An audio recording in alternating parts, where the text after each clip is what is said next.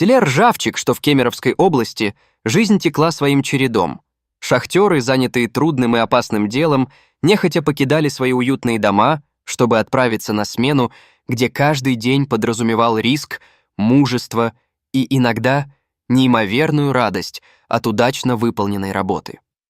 В этом небольшом селе никогда не происходило ничего необычного до того судьбоносного дня, когда едва ли непривычным шумом забойных машин был всполошен мир шахтеров. Одним из рабочих, трудившихся под землей, был Алексей. У него была семья, маленькая дочка, которую он без ума любил, и мечта о новом доме, где они смогут жить без страха за завтрашний день. Каково же было его удивление, когда во время очередной смены он и его коллеги наткнулись на странный ящик, сделанный из камня. Алексей никогда не видел подобного. Он был не просто большим, он выглядел древним, будто его создали заведомо другим, более могущественным народом. Длина находки составила 2,5 метра. Сначала шахтеры подумали, что это может быть древняя артефактура, возможно, даже мавзолей. Шум и смятение охватили бригаду. Когда ящик подняли на поверхность, к месту находки собрались прораб и другие рабочие. Все с нетерпением ждали, что же ждет их внутри. В этот момент все присутствующие обомлели. В гробу лежала высокая женщина, казавшаяся покойной, но при этом выглядевшая удивительно живой. В ее глазах не было ни следа смерти, лишь покой и таинственное обаяние. Она была одета в легкое одеяние, а ее волосы, русые с рыжим отливом, спадали на плечи и обрамляли лицо. У нее были большие небесно-голубые глаза с широко распахнутыми век, которые, казалось, смотрели прямо в душу каждого, кто осмелился взглянуть на нее. Женщина находилась в жидкости розоватого оттенка, и это еще больше усиливало ощущение нереальности происходящего. Все, кто видел ее, были поражены красотой ее лица.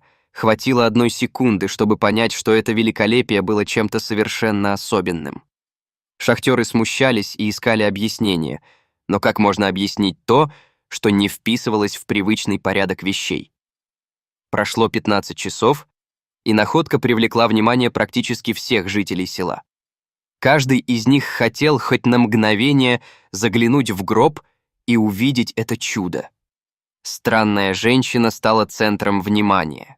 Ее облик принял характер местной легенды, которая вскоре унеслась по деревне. Местные жители твердили, что несмотря на то, что женщина, казалось, была мертвой, у них складывалось впечатление, что она просто спит.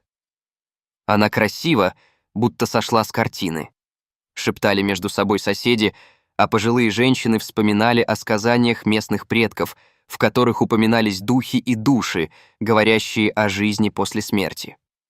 Но вскоре о найденном гробе узнали местные власти. На место обнаружения прибыли военные, полиция и пожарные, ставшие свидетелями ощущения надвигающейся опасности. Население Ржавчика немедленно предупредили о необходимости покинуть место находки. Гроб, который не более чем несколько часов назад казался чудом, теперь стал объектом подозрения и некой угрозы, которую нужно было изолировать. После того, как зеваки были разогнаны, органы власти провели полное оцепление территории. Научные работники и медики из администрации записали в список тех, кто должен пройти карантин. Все, кто дотрагивался до гроба или находился в непосредственной близости к нему, включительно с Алексеем, подлежали тщательному обследованию. Страх овладел жителями села. Слухи начали расползаться, и каждый предполагал, что же на самом деле скрывает этот таинственный ящик из камня. Спустя несколько дней гроб был отправлен в Москву, где его ожидали ученые, специализирующиеся на биологии и археологии. Сообщения о находке молниеносно разлетелись по стране, и вскоре это стало предметом обсуждения на телевидении. Упоминания о древней женщине из Ржавчика привлекли внимание общественности и научного сообщества. Команда ученых, собранная специально для изучения этой находки, включала в себя генетиков, историков и антропологов. По их первичным анализам, женщине, лежавшей внутри гроба, предположительно было около 800 миллионов лет. Этот вывод шокировал мир. В течение всей истории человечества утверждалось, что Homo sapiens обитал на планете не более 200-300 тысяч лет. Полученные данные шли вразрез с известными на тот момент теориями происхождения человека. ДНК-анализ показал, что она принадлежит к славянской группе, что вообще не стыковалось с хронологией. Как мог житель этого региона, судя по всем данным, существовать так давно, до появления динозавров? Ученые были в замешательстве. Что же они нашли? Возможно, это была ошибка в расчетах, крайне неопределенные результаты тестов или загадка, скрывающаяся в недрах нашей планеты. Исследования продолжались, и общество было в ожидании. Научные деятели начали терзать себя вопросами о том, что на самом деле произошло в Ржавчике и каковы были истинные корни этой женщины.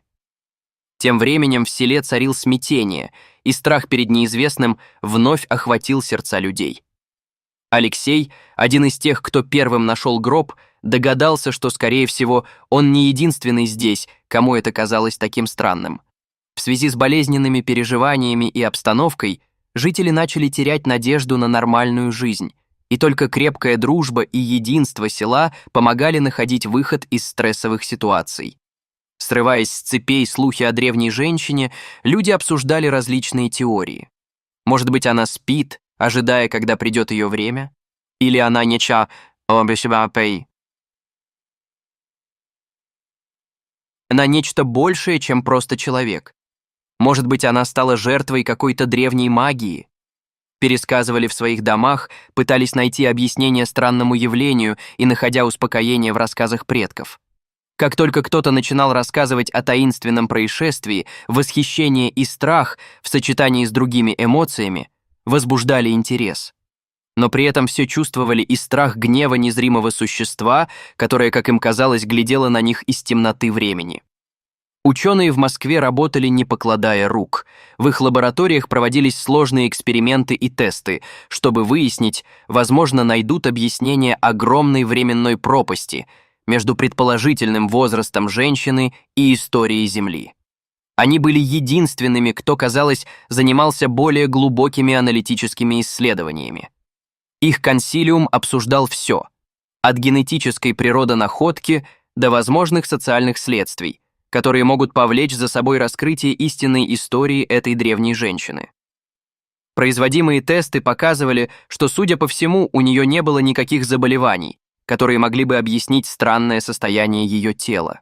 Вокруг противоречивых данных исследователи выражали беспокойство о том, что последствия для самих науковедов могут оказаться невообразимо большими.